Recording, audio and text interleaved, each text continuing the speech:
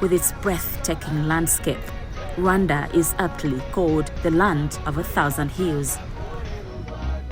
With approximately 14 million people, it has rich biodiversity where several species of plants and animals, including the mountain gorilla, call home.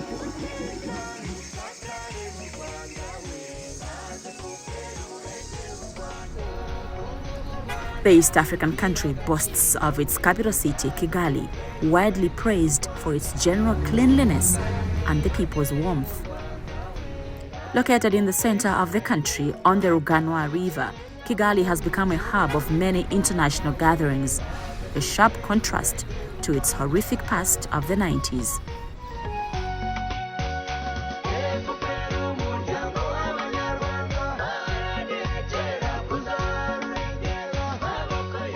Rwanda has a notable history which mostly revolves around the 1994 genocide against the Tutsis, where about 1 million lives were lost within a short period of 100 days. This followed a series of complicated internal and external civil strife, which eventually led to one of the most regrettable ethnic injustices. Fueled by mismanaged tribal broadcasting, the world helplessly watched the infamous 1994 genocide unfold.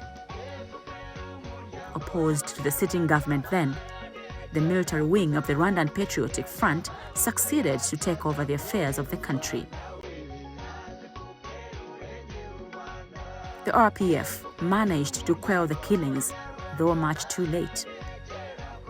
But like a phoenix, Rwanda has risen from the ashes of that dark history to become one of Africa's fastest growing economies under the Rwandan Patriotic Front government. The ruling party recently celebrated 35 years since it was formed.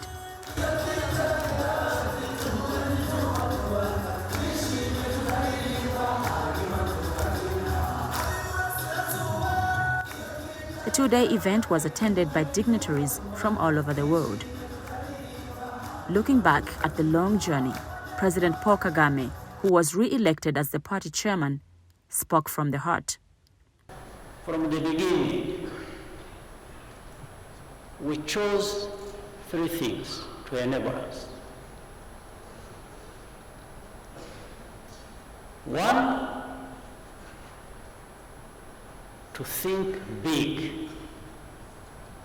Don't think small. Think big.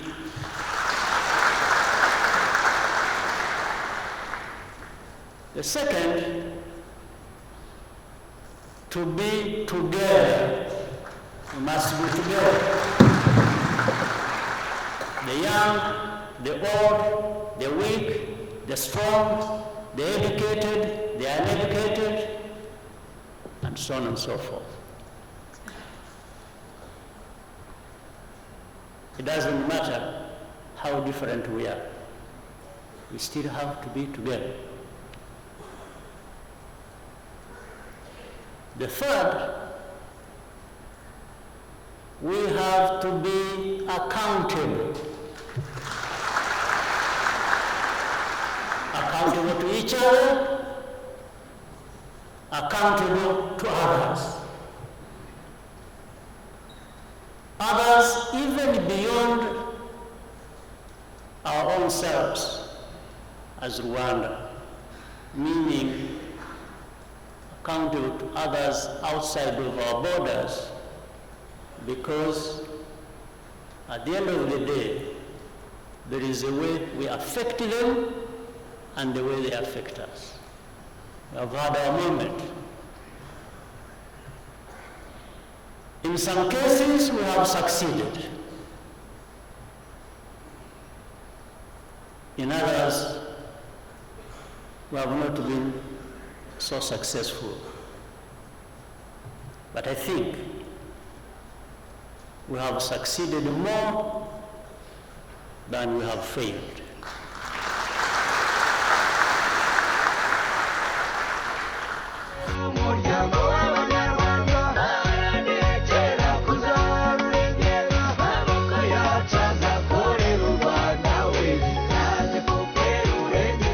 Kagame expressed his conviction about returns that can accrue from Africa's unity.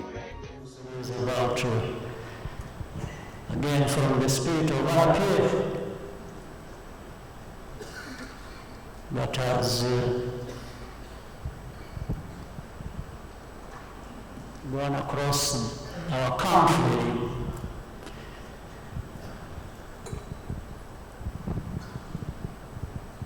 That spirit has extended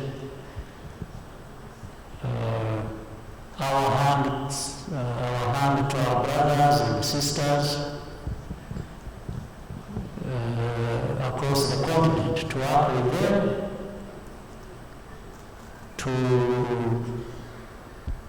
support them as they do many things with us as well,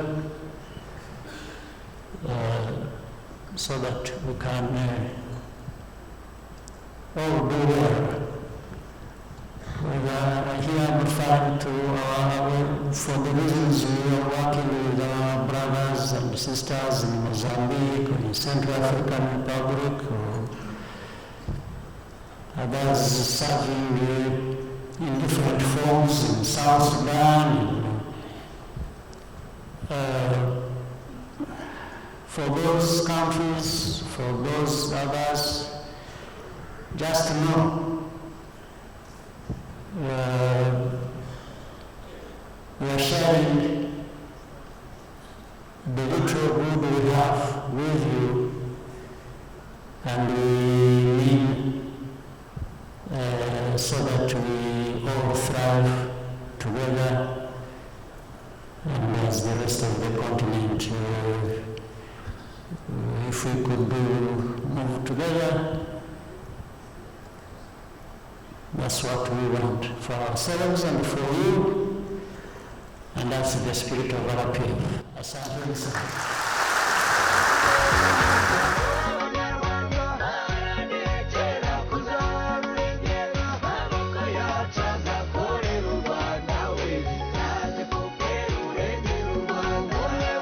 Some international visitors indicated what this occasion meant. First of all, I congratulated them for turning 35. I think they've achieved so much in 35 years, both as a party and also in government. I think, in fact, RPF in government has done more than many governments which have been in power since the 1960s. So congratulate them once again, and I think they're on a good wicket, and they should not lose sight of the strategic issues they've achieved, and continue to build unity amongst the people and continue to build this country. For our purposes and our growth as Africans, we need to find ourselves, define ourselves once again, and focus on those things that really bring us together, improve the lives of the people, and we can develop further. We must focus, we must go back to basics, focus on the basic things. Education, health, basic services, water and sanitation, infrastructure, basic infrastructure, roads and streets, health facilities as I mentioned, and so on. Let's do the basic things and open up space for the plurality of ideas and views in our societies, and that's how we're going to go forward. If we talk of peace, that's where the development is. As it stands, they've developed Rwanda to the greatest heights. Why? Because there's peace. So if we don't preach peace, which means there's no development. If you look at how Rwanda is building and in terms of growth, it has done very well. We want to just congratulate them for the good work that they are doing. Why? Because there's also this peace. So we want to encourage every African country to say, look, let's come up together and make sure that we have peace in all our countries. 35th anniversary of RPF. Some people can say it's a short time, but others, for many others, it's more than 35 years, because when you look where we are from, since the period before the colonization, the period of colonization, and the two first republic, and the genocide, and many issues that RPF did manage. It's really a very long time, and the achievements are there, starting by the reconciliation, the reconstruction, and then the development, which is seen everywhere you can go. So it's really a good thing to celebrate, and we hope that with our leadership that we have just elected, we will achieve more in the years to come. A few days leading to the 29th commemoration of the 1994 genocide against the Tutsis, there was an opportunity to be reminded about the negative contribution that was made by the media. Through the transmission of hate speech, the power of radio manifested into anger and hatred, which contributed to the massacre of Tutsis.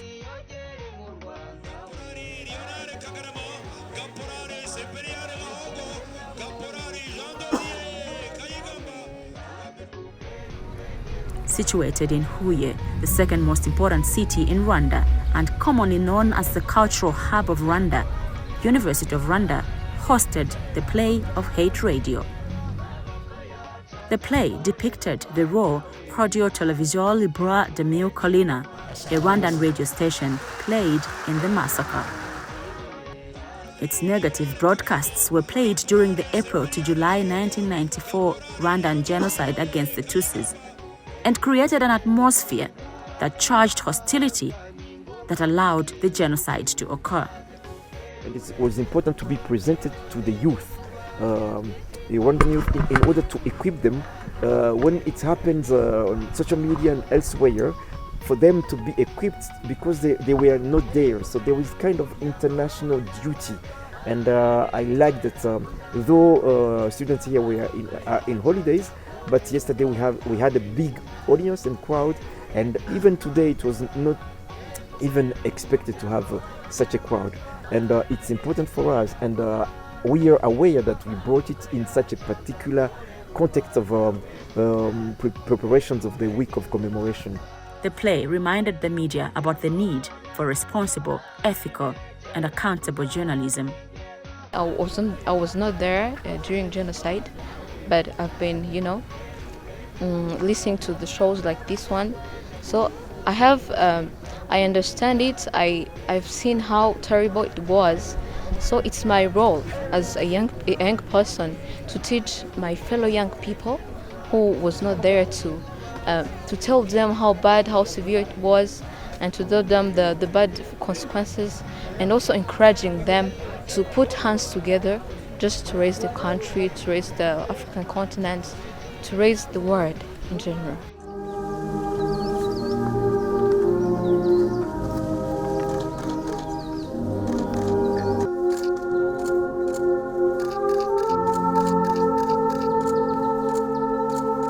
The light of remembrance, the light of life. Gahunda z'igikorwa cy'uyu munsi zigiye gukomereza mu nyubako yahariwe ibikorwa byo kwibuka. The 29th commemoration of the Rwandan genocide against the Tutsis was held in Kigali at the Genocide Memorial Site. In a reflective mood, President Paul Kagame led hundreds of local and international dignitaries to remember all lives that were lost on this important day in the country's history.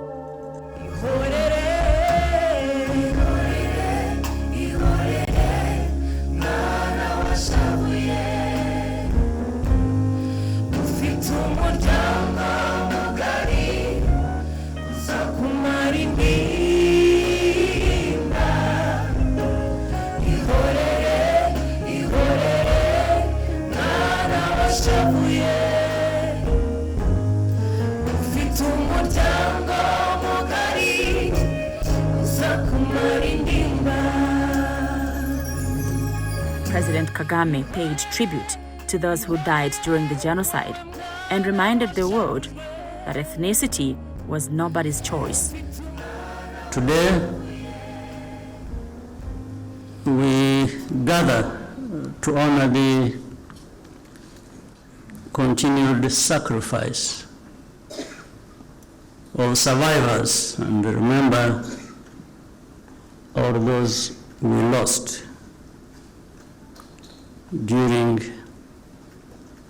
the genocide against the Tutsi, which really means people are just being targeted and killed for who they were.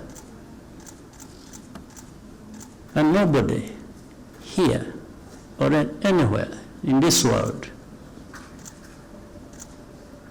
chooses what to be in that sense. Nobody chose to be what tribe, race, ethnic group. There are many things we choose to be. You can choose your religion, you can choose your, but you don't choose to be the person to be targeted.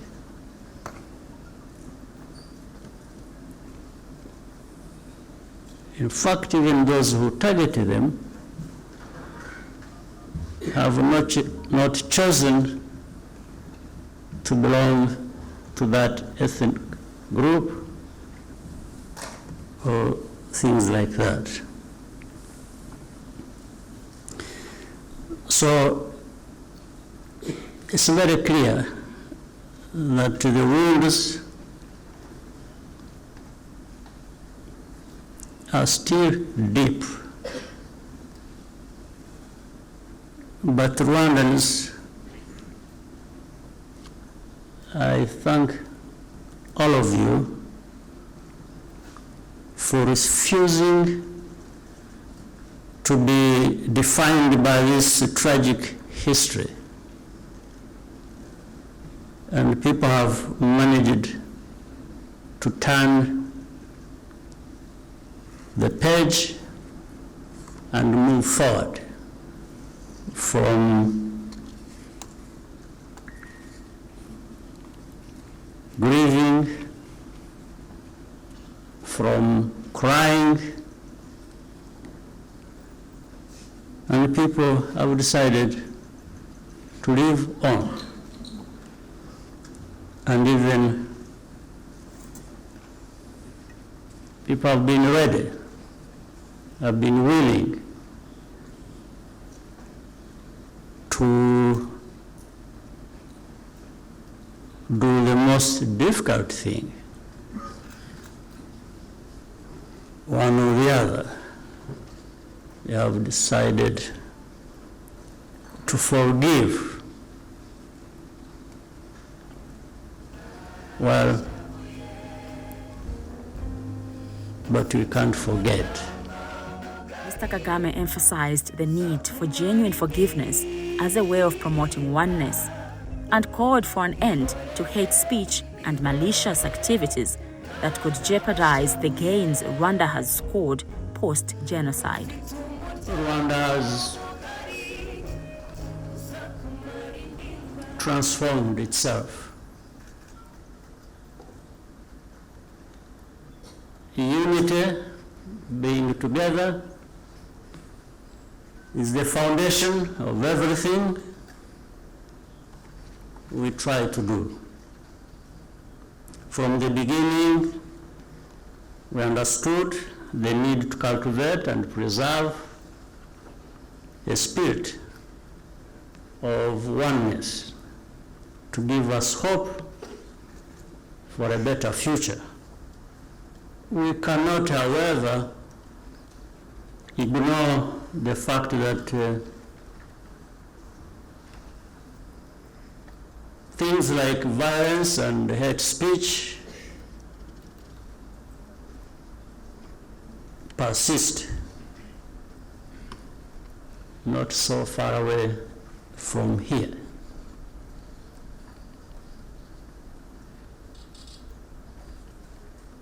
Much as it does so,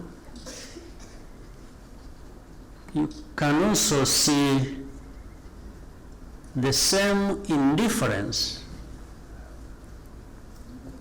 today as we saw in 1994.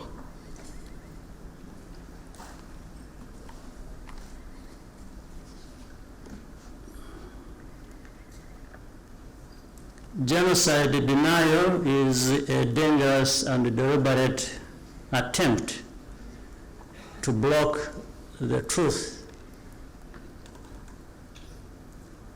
We must fight revisionist ideologies because they are easily passed on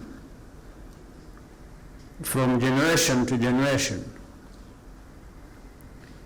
We must fight denial because that is how history repeats itself.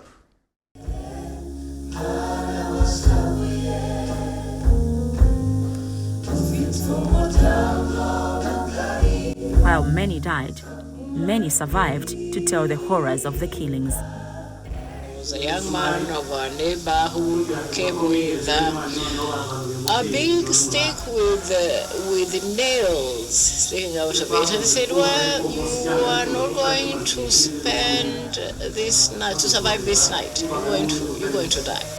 For the survivors, I'm going to talk on behalf of survivors. We remember what happened. We understand, and the heaviest of genocide. Most of us had been gone through this. We know the pain of genocide. We have suffered from the consequences of genocide. It takes time. Take time. We would like to wish everyone, society, everyone, African countries, particularly, to come here to learn from us what we went through. We are ready to share. We are ready to educate everyone through our experiences, so that none of our African people would face the same experiences. The occasion will continue to be a reminder to the world about the need to prevent human-induced atrocities through careless hate speech and failure to dialogue. Rwandans will not accept any attempt to divide us. We had enough of it, more than enough. That will not succeed again, here, ever. This underscores the need to find solutions within ourselves, no matter how unconventional that may be, and remain in charge of our destiny.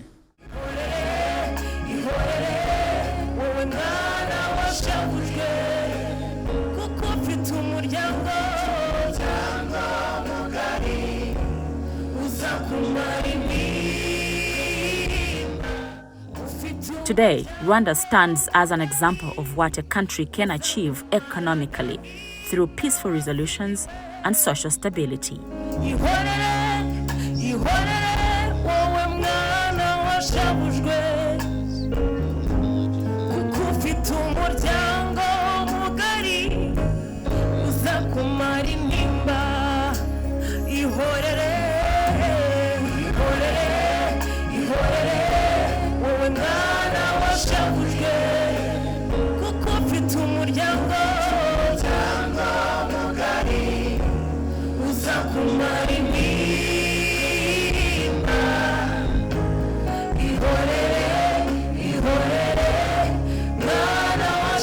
Yeah.